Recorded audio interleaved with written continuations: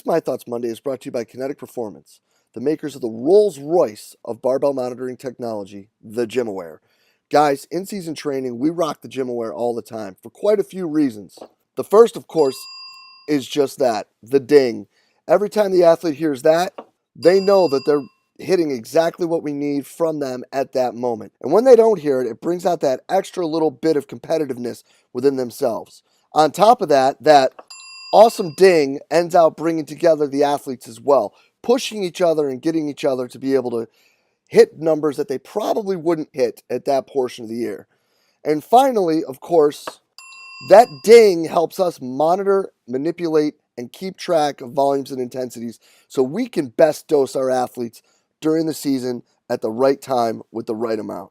Guys, hop over to kinetic.com.au and check out what Evan and the team down there have, because this is absolutely a sensational product that's changed the way that we've trained our athletes.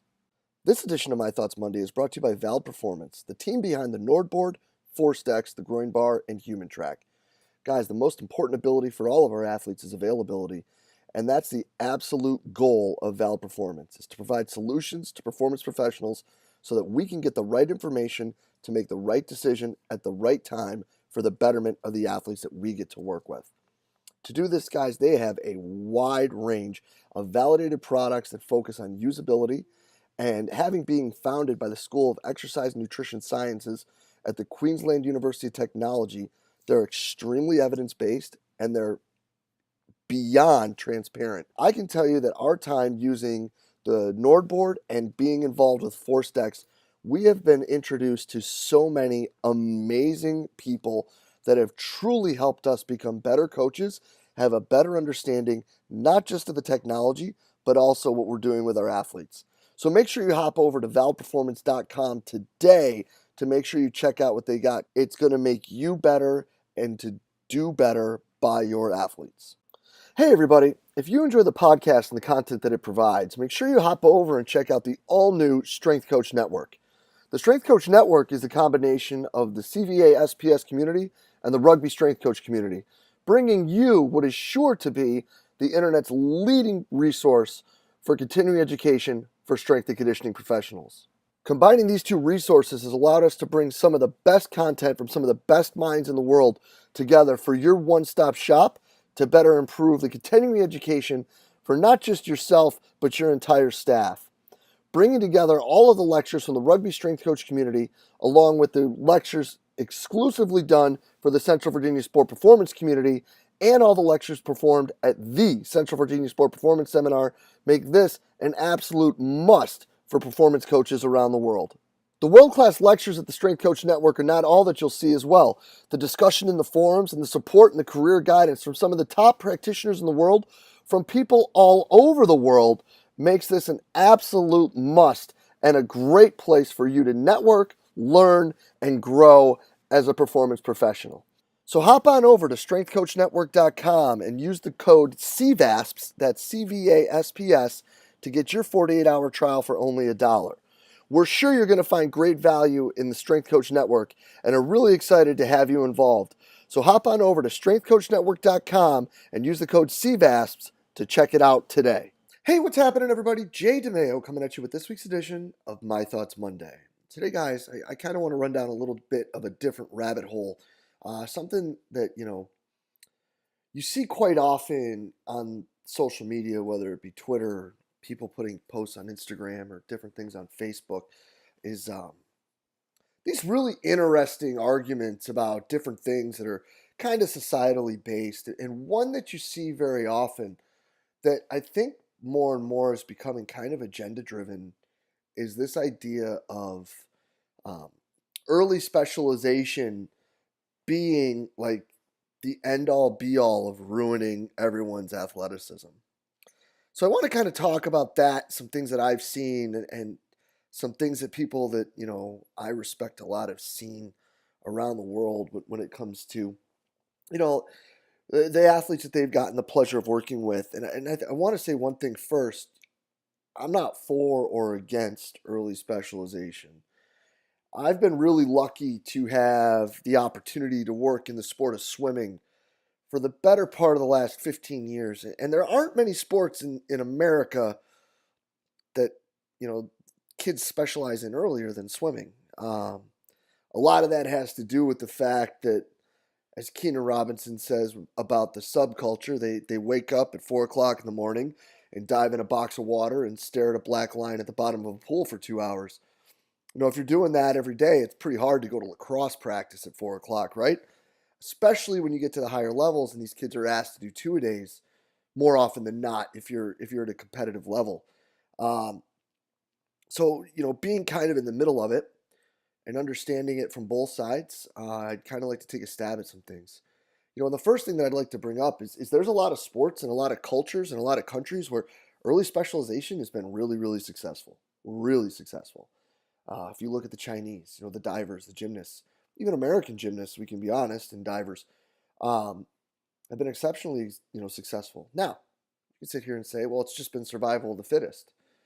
And I would say, of course it is. How many just sensational athletes has it not been survival of the fittest, right? Like we talk about all the time how specializing early ruins athletes.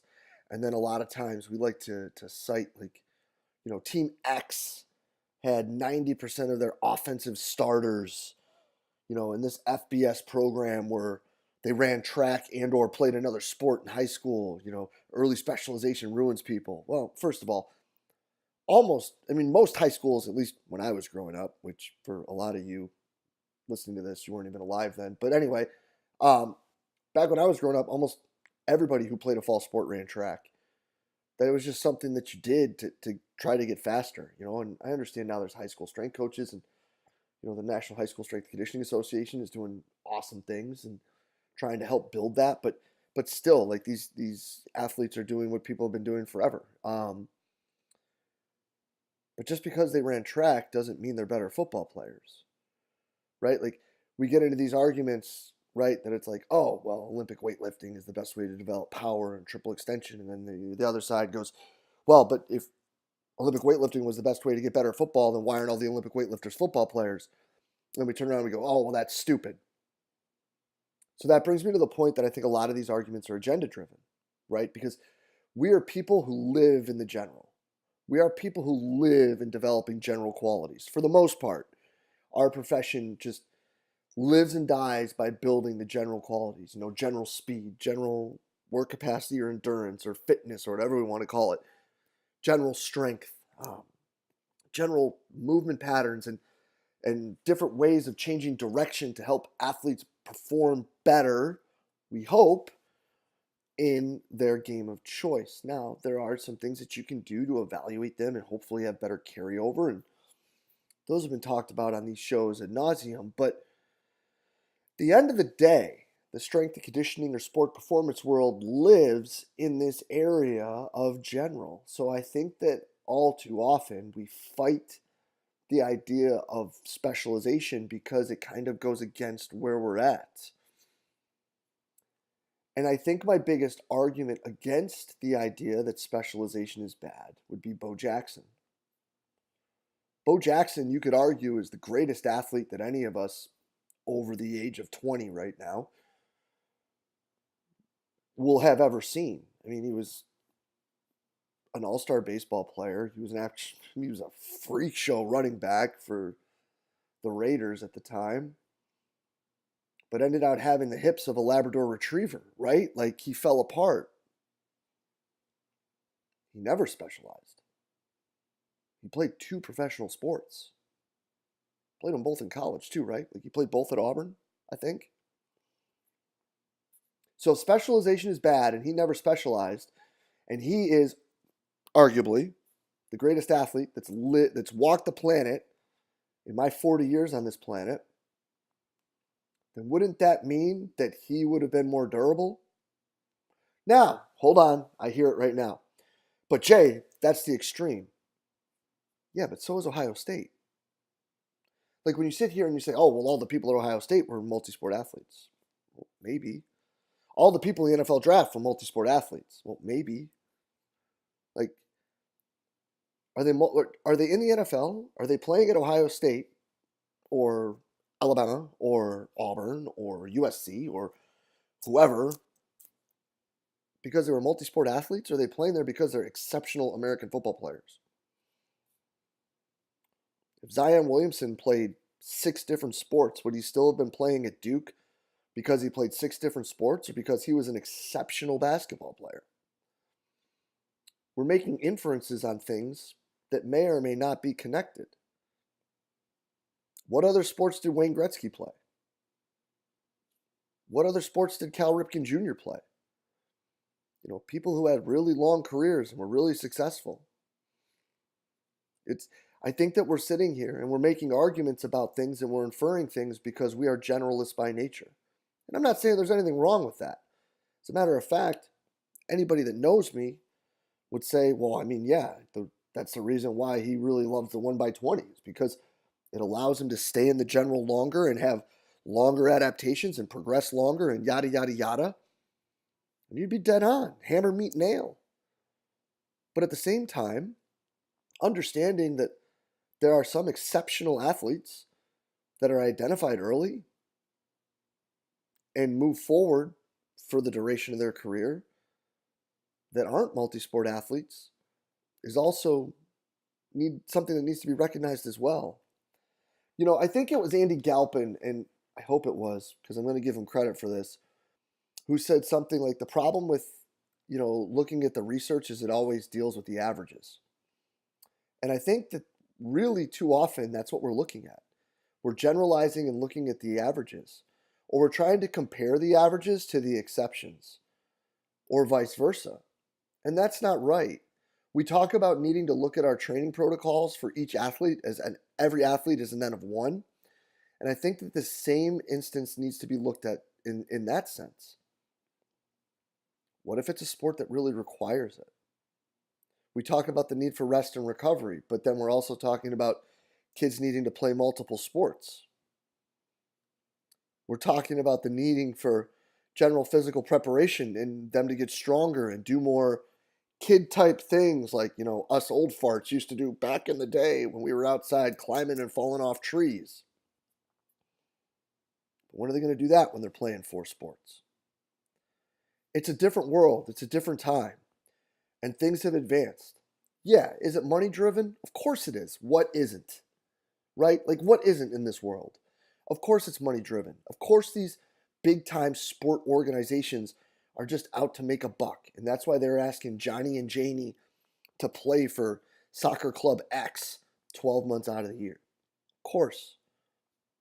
Is that maybe what's in the best interest of the kid? Maybe. Maybe not. I don't know. But there's a lot of cases that show, right, that the more you work at something, the better you get. And if a kid really wants to be invested and puts all their time and effort into just one sport, there's no guarantee they're going to get hurt. There's no guarantee they're not going to get hurt. There's no guarantee that when it's raining and storming out right now, that if I walk to my car, I'm not going to get hit by lightning. Stuff happens. But I think that this idea of early specialization is the cause of all these problems, I think is trying to lump too many things into one basket. Is it early specialization? Is it your iPhone? Is it Fortnite? Is it that these kids are in school too long? Is it that they're tested too much? Is it the ending of physical education as we know it in elementary school, middle school, and high school? Is it a combination of all of those? I think the answer is probably the latter. So when we sit here and we just start blaming early specialization for all these problems, let's take a step back. Because everyone here is in the middle of it and contributing to it. Coaches are offering scholarships earlier. People who own facilities are specialists when it comes to training too. There's the guy that works with basketball players in your town. There's the guy that works with baseball players in your town. There's the people that work with swimmers or volleyball players or whoever it is. Whether it's a therapist or a strength coach, you can find them in every city in America. On top of the functional gurus and the movement gurus and whatever else it may be, because it's all money driven. So maybe it's better just to sit down and have the conversation with the kids, because maybe this specialization stuff is also because Sarah only likes soccer. Becky only likes basketball. Jeff only wants to play hockey. And if that's the case, who cares? But sitting here and putting these messages out and putting tweets up about, oh, specialization is bad and it's ruining the world and these kids are falling apart because of it, it's just like the cheap pop when Mick Foley used to come out in the WWF and be like, hey, it's great to be back in this town, and everybody screams because that's what we want to hear. So enough is enough of it. Let's start figuring out what's best for these kids and then figuring out how you can make them better when you're working with them. Because if you are working with them and you are doing what's best for them and you really think that only playing one sport is bad for them, then you should be training them accordingly and doing what you need to do to make sure that you're evening out all of these problems that are so, supposedly happening because they only play one sport. Because again, isn't that what we do? We're the generalists that take care of all the general and get them to do these general things better. So take a step back and think of it that way. Because again, I think that a lot of it is us saying things to say things to make us seem like, again, I think a lot of it is us just saying things that kind of follow the herd for us to be able to get a high five from our buddies and be like, yeah, man, specialization's bad. I think the Chinese divers would say otherwise. I think their ping pong team would say otherwise. I think their weightlifters would say otherwise. I think there's a lot of wrestlers in the Midwest that would tell you otherwise. But that's just me. Again, I'm not pro, con, with, or against it either way. I just think that the time for us to sit here and stop throwing up these messages to get a cheap pop and have a few extra likes and retweets so people think that we're saying things that's cool, it's kind of coming to an end. So as always, guys, appreciate everything you do for us here at Central for Sport Performance. We'll be back next week with another My Thoughts Monday. See you then.